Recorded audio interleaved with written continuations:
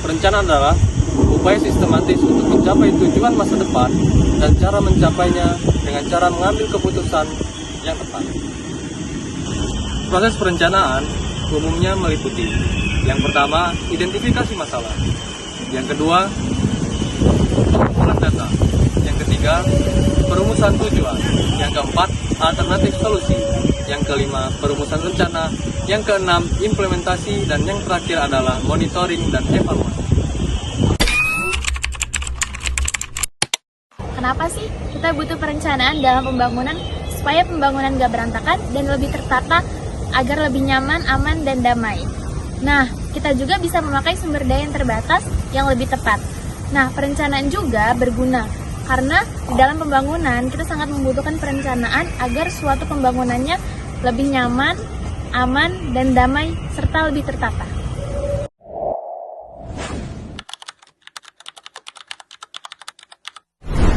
Nah, kalian tahu nggak sih? Perkembangan perencanaan wilayah kota di Indonesia terbagi menjadi 4. Yang pertama, pada masa era kolonial. Pada era ini, perencanaan digunakan untuk pelabuhan dan pusat administrasi.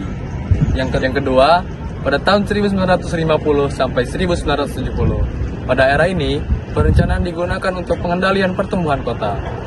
Yang ketiga, pada tahun 1980 sampai 1990. Pada tahun ini, munculnya RT RW dan proses perencanaan. Terakhir pada tahun 2000 sampai sekarang. Pada tahun ini diperkuatnya dengan UU Penataan Ruang, Smart City, dan perencanaan berbasis data.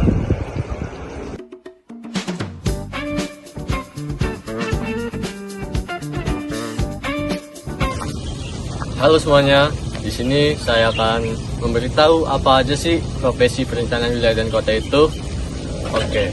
Perencanaan wilayah dan kota itu dapat disebut sebagai planners atau perencana yang dapat bergerak di sektor publik, negeri, swasta, ataupun juga bisnis. Yang pertama itu ada perencana sebagai analisis, yang kedua perencana sebagai organisator, yang ketiga perencana sebagai pendamping, yang keempat perencana sebagai perantara, yang kelima perencana sebagai pendidik, dan yang keenam perencana sebagai pengantar informasi.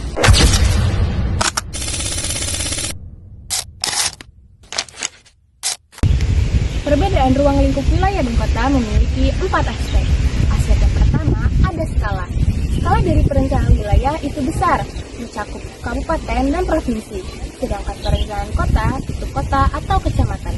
Aspek kedua, fokus. Fokus pada perencanaan wilayah itu konektivitas antar kawasan dan potensi regional. Sedangkan perencanaan kota itu berfokus pada tata guna lahan, infrastruktur kota, dan permukiman. Aspek yang ketiga ada isu utama. Isu utama dari perencanaan wilayah itu ada disparitas wilayah dan pusat-pusat pertumbuhan. Sedangkan perencanaan kota itu permukiman kumuh dan kemacetan. Aspek yang keempat ada produk. Produk dari perencanaan wilayah itu ada RT RW, kabupaten atau provinsi, sedangkan produk dari perencanaan kota itu ada RT RW kota dan RDTR.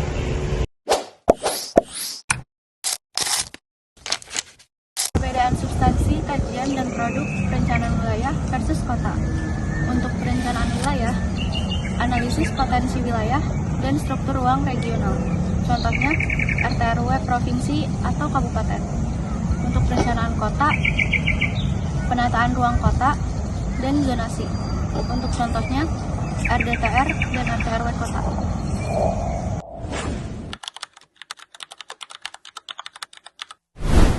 Contoh isu dan permasalahan yang dapat dijadikan kajian dalam perencanaan wilayah dan kota. Yang pertama, isu wilayah. Ketimpangan antar wilayah, kerusakan lingkungan, dan infrastruktur belum merata. Yang kedua, isu kota. Kemacetan, pemukiman kumuh, dan kualitas udara memburuk.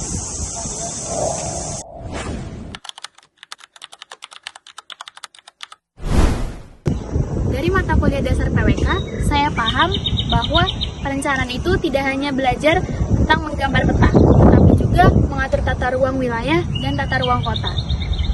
Nah, kita juga masih perlu belajar tentang SIG, tentang perencanaan, tata ruang, dan tata wilayah, serta menyusun dokumen perencanaan.